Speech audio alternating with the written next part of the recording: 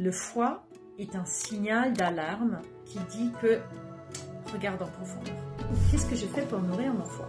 Le foie, il aime tout ce qui est vert. Le foie aime l'environnement vert et l'intérieur vert. Ce qui fait du bien à votre foie quand vous le nourrissez de l'extérieur, c'est la nature, c'est les fleurs, c'est les arbres, c'est les plantes, c'est la forêt. Donc le foie, il a besoin de cette nourriture-là qui vient de l'extérieur. Tout ce qui est vert, le foie l'aime. Comme je vous ai déjà dit, le foie, c'est le flic au milieu du carrefour qui va commencer à s'énerver quand rien ne va. Il est juste un révélateur de quelque chose qui tourne par rond dans votre corps. Comment nourrir son foie? Ça, c'est la question qui est revenue à plusieurs reprises dans les derniers lives, de dire mais comment est-ce qu'on fait? Parce que j'ai tout, je me sens considérée par tout ce que tu as dit. Et en fait, dans un coup, tu dis il faut faire comme ça, après tu dis il faut faire comme ça, c'est trop compliqué, je ne sais plus quoi faire. En fait, on est plein à ne plus savoir quoi faire. La chose la plus importante, c'est déjà de décoter son corps. Quand c'est sain, hein, quand notre corps il nous dit mais vas-y, fais-toi le paquet de Haribo. À ce moment-là, en fait, c'est pas une bonne chose. Mais quand notre corps est naturellement attiré vers les choses vertes ou vers les choses molles ou les choses craquantes, c'est quand allez-y quoi. Et le but, c'est jamais de faire une chose extrême dans un sens, mais toujours rester dans l'équilibre. Et par exemple, quand on combine plusieurs choses, comme par exemple un terrain humide, un vide de sang et du vent interne, comment est-ce que ça se fait? Mais ça se fait très simplement parce que toutes les combinaisons sont possibles. Et quand vous avez les trois, c'est que la plupart du temps, il y en a un qui a donné l'autre. C'est-à-dire à la base, très probablement, vous avez un système digestif qui est non performant et donc en fait, c'est ce qu'on appelle un vide de Chilarat qui va produire de l'humidité dans votre corps. Et comme il produit de l'humidité, en fait, elle ne va pas produire suffisamment de sang parce qu'en fait, elle produit des mauvaises choses. Donc au lieu de produire du bon, elle va produire quelque chose de pathologique. Et à force d'avoir un vide de sang et de l'humidité, ben en fait, il y a quand même le vent qui peut s'engouffrer dans le vide de sang. Donc oui, on peut avoir tout ça. Donc qu'est-ce qu'on fait maintenant quand on a tout ça, tout le temps? Ben, en fait, on vise l'équilibre. Juste le truc qui n'existe pas suffisamment dans nos têtes, hein, parce que la plupart du temps, on se dit oui, il faut faire tel truc, il faut manger tel aliment, il faut faire ça tous les jours pour aller mieux. Non, en fait. Tous les jours, il faut être dans l'équilibre et il faut faire tous les jours tout dans votre corps a besoin. Et c'est de ne jamais aller dans un extrême. Quand il y a quelqu'un qui cuisine tous les jours à la vapeur, c'est un extrême. Donc ça nous paraît tout à fait concevable, alors que s'il y avait quelqu'un qui cuisinait tous les jours au barbecue, là on trouverait ça extrême. Mais en fait, l'un est comme l'autre. Donc si vous mettez tout dans votre cuiseur de Marion, j'ai rien contre les cuiseurs de Marion, hein, mais en fait si vous pensez que c'est le nec plus ultra et que vous tout cuire avec ça, bah, il se fait en fait que ça vous crée un terrain humide et froid. Parce que vous avez délaissé tous les autres modes de cuisson. Donc c'est un peu plus complexe que ça, c'est pour ça qu'en fait moi dans le programme des alchimistes je mets 6 mois en fait pour vraiment vous décortiquer tout ça et pour que ça devienne des habitudes et pas des réflexions mentales, parce que quand vous me posez ce genre de questions, vous êtes dans le mental, vous êtes oui mais il faut que j'applique ça, il faut que je fasse ça et puis après ça il faut que je pense à ça. Au début c'est comme ça quand on apprend une nouvelle chose, mais en fait au quotidien on est juste là pour expérimenter, pour se dire tiens, j'ai remarqué que ça me faisait un bien fou, donc je vais faire ça naturellement plus souvent, ou mon corps appelle à ça. Et c'est en fait dans cette connexion-là qu'il faut aller, et on peut y aller uniquement quand on expérimente. Donc le but, c'est d'expérimenter tous les jours des nouvelles connaissances que vous avez, éventuellement avec moi ou avec d'autres, hein, mais expérimenter entre une théorie et un résultat. Il y a toujours votre corps, et vos attitudes, et vos habitudes. Donc, en général, on peut tout simplement dire le contexte prône toujours sur le principe. Si en principe, avec un terrain humide, on devrait manger comme ça et avec un vide de sang, on devrait manger comme ça et les deux ne se combinent pas, c'est tester. Et tester, vous aurez la réponse. Donc aujourd'hui, enfin, petite parenthèse, on va parler un peu plus du foie aujourd'hui. Mais qu'est-ce que je fais pour nourrir mon foie? Alors le foie, c'est très très très simple. Le foie, il aime tout ce qui est vert. Le foie aime l'environnement vert et l'intérieur vert. Donc, c'est ce qui fait du bien à votre foie quand vous le nourrissez de l'extérieur, c'est la nature, c'est les fleurs, c'est les arbres, c'est les plantes, c'est la forêt, c'est qu'elle soit tropicale ou montagnarde, peu importe en fait. Allez dans la nature, embrassez des arbres, asseyez-vous au pied d'un arbre, mettez-vous par terre, étalez-vous sur la terre et allez rentrer la nature et la verdure à l'intérieur de vous. C'est ça en fait qui est sain pour le corps. Donc le foie, il a besoin de cette nourriture-là qui vient de l'extérieur. Vous pourriez théoriquement vous mettre sur une lumière verte. Vous pouvez imaginer envoyer de la lumière verte à votre foie. Vous pouvez juste poser la main comme ça et derrière, là, je suis sur mon fauteuil, c'est pas très confortable. Vous les posez là et vous faites un sandwich dans lequel vous envoyez et vous imaginez de la lumière verte. Ça va nourrir votre foie. Vous allez nourrir votre foie avec de la créativité, avec l'expression artistique quelle qu'elle soit. Que ce soit du dessin, de la danse, du théâtre, du peu importe en fait, que la poterie. Alors l'idéal quand même, si on veut vraiment pousser le truc au bout, bah faites de la sculpture de bois. Mais bon, c'est pas du tout la tasse de thé de tout le monde. Donc en fait, le but c'est de laisser liberté à sa création. La création, ça peut être une écriture. Ça peut être un repas que vous cuisinez avec amour. Tout est créativité en fait à partir du moment où vous laissez libre expression à qui vous êtes. On va nourrir le foie en dormant bien. Je vais venir à l'alimentation. Hein. On dort bien, on dort, on se couche tôt. On permet à notre foie de se régénérer son énergie entre 23h et 3h du matin. On peut, comme le foie est toujours dans une certaine hyperactivité et dans beaucoup d'expressions, ben en fait on peut par exemple faire du yin yoga. Vous trouvez sûrement des choses sur internet. Vous pouvez faire du yoga nidra, qui est une méditation guidée à travers le corps que vous trouvez gratuitement sur YouTube de partout. Il y a plein de thérapeutes qui le font. C'est très très sain pour votre corps, faire de la méditation. Ça aussi, ça aide notamment quand il y a de l'émotion, quand il y a de l'hyperémotivité et quand il y a du vent interne. Et on sait tout ça. Tout ça, on le sait, mais on ne le pratique pas parce qu'on a perdu de pratiquer ça et on a perdu de faire ça au quotidien. Et puis après, qu'est-ce qu'on mange pour nourrir notre foie? En fait, chacun de nos organes a besoin d'être nourri. Donc, le but, c'est pas de faire un truc ou de penser que parce que vous avez plein de symptômes du foie, il faut surtout nourrir votre foie. Vous pouvez avoir un foie qui est très faible parce que rien dans votre corps est correctement nourri. Vous pouvez avoir une rate faible parce que vous avez un foie bloqué. Vous pouvez avoir un poumon faible parce que vous avez une rate faible. Vous pouvez avoir un cœur qui est mal nourri parce que vous êtes en vide de sang. Et vous voyez, il n'y a jamais un truc. Il y a toujours plein de trucs. Donc le but, c'est pas de j'ai un truc, il faut que je fasse ça. C'est il faut que je ramène l'équilibre dans mon corps. Et l'équilibre dans mon corps, alors moi je les mets là-dedans, hein. En fait ça c'est le livre que j'ai écrit, qui s'appelait anciennement La cuisine du bon sens. Aujourd'hui, parce qu'il est rentré dans une série, il s'appelle Le livre santé de la cuisine végétale. Mais il y a exactement le même contenu dedans, juste mieux. Et là-dedans, vous avez 100 pages de théorie qui déjà vous expliquent ce que c'est l'équilibre dans l'assiette, dans tous les sens en fait. Et derrière, vous avez plein de recettes organisées par thématique. Mais en plus de ça, vous avez un index qui va, dans tous les différents chapitres, chercher, c'est ça qui va nourrir le foie, ça va nourrir la rate, ça c'est pour le poids, ça c'est pour l'humidité. Ça c'est les plats tape à l'œil, ça ce sont des trucs pour les invités, ça ce sont des plats revisités.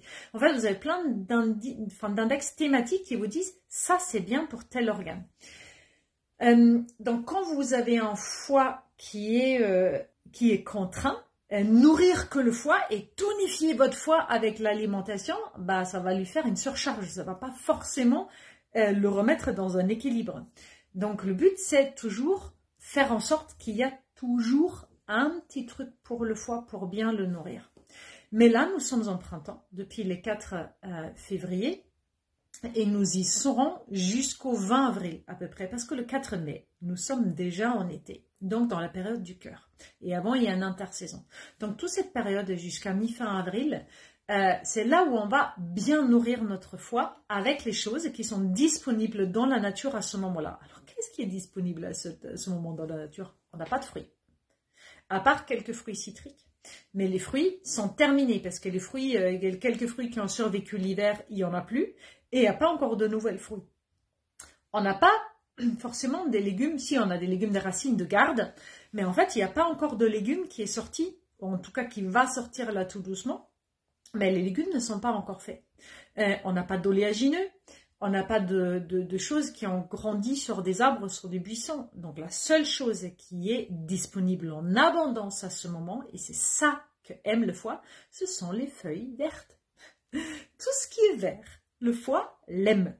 Que ce soit tous les choux, sans aucune exception, plus il est vert, mieux il sera. C'est-à-dire un chou cal va être mieux qu'un chou blanc, vous voyez. Mais toutes les petites feuilles qui poussent maintenant, la roquette, le persil, l'épinard, la mâche et tout ça, c'est excellent. Et ce sont des premières choses qui vont sortir. Et les premiers légumes d'ailleurs du printemps, ce sont les endives et ce sont les asperges.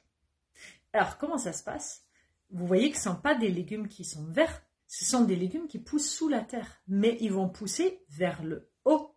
Ils ne vont pas pousser vers le bas. Une endive et une asperge, il va prendre racine en dessous de la terre et elle va monter. Et dès qu'elle sera sortie de terre, elle va verdir. Alors que, par exemple, la carotte, elle pousse vers le bas. On va voir ça plus tard, en fait, ça va nourrir la rate. Alors que tout ce qui pousse vers le haut et vers l'extérieur, et vers l'air, en fait, vers le mouvement aérien, va nourrir le foie. Tous les légumes du printemps.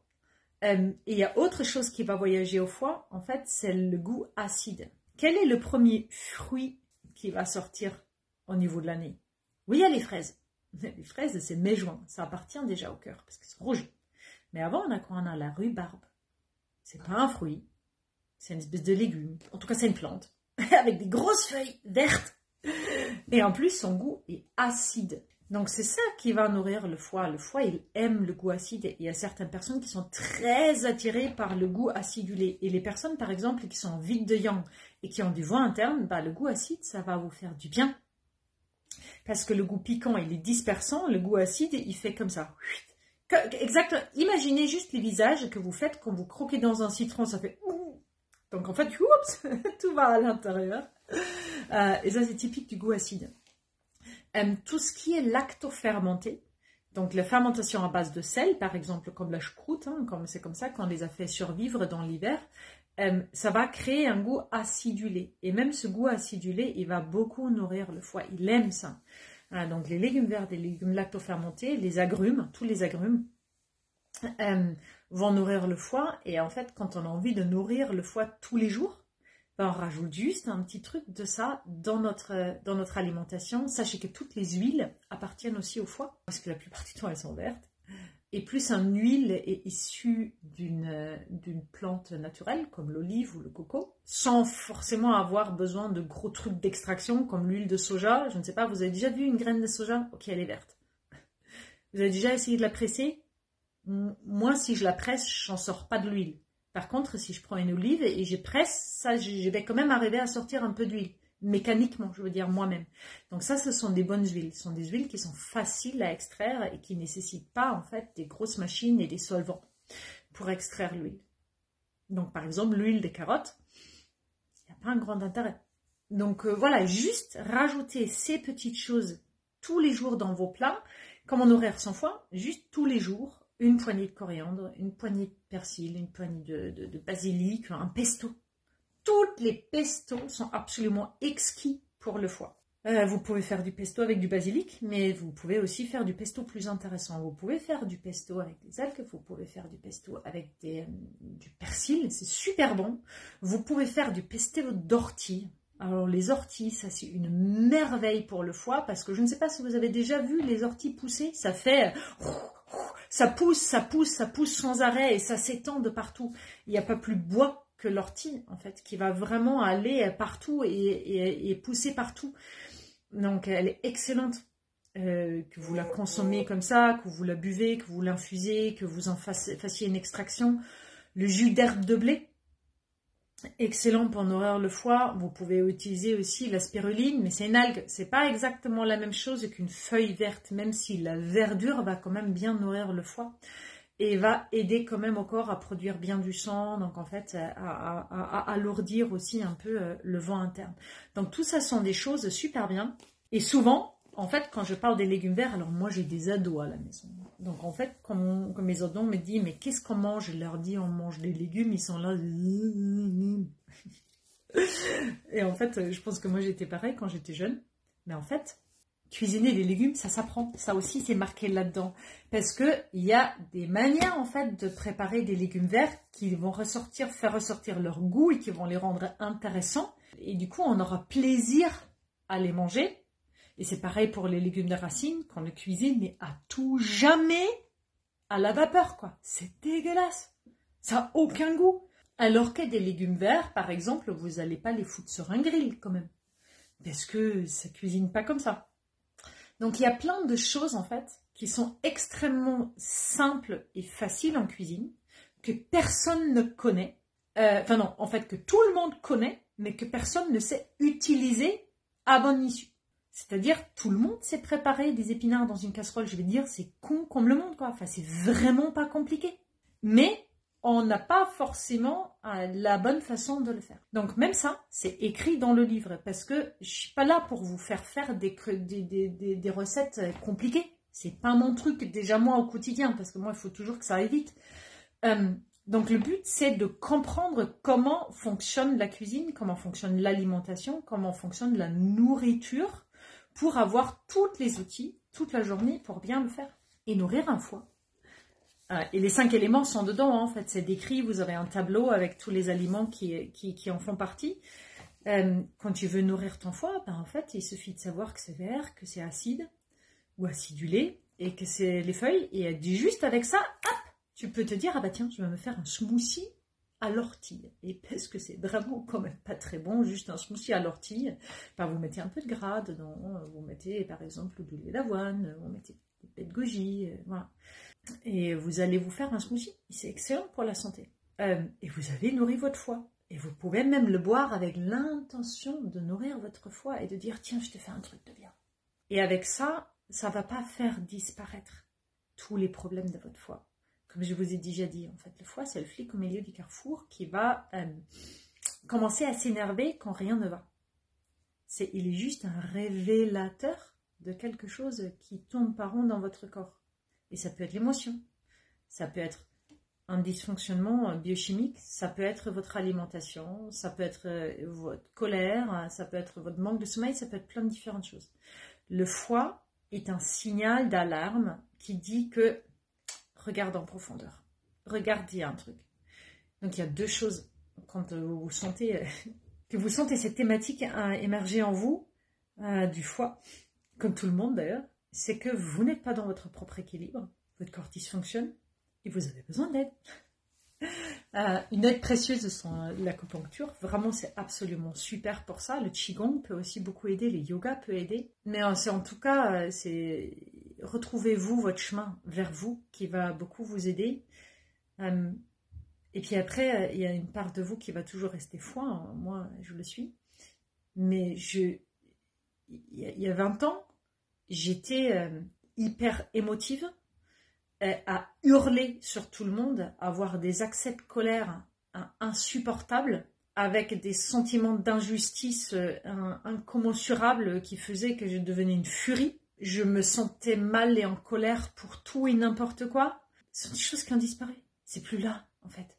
J'ai fait un tel cheminement sur tous les volets, en fait, que ce soit ma psyché, que ce soit mon alimentation, que ça va la circulation d'énergie à l'intérieur de notre corps, peu importe, en fait.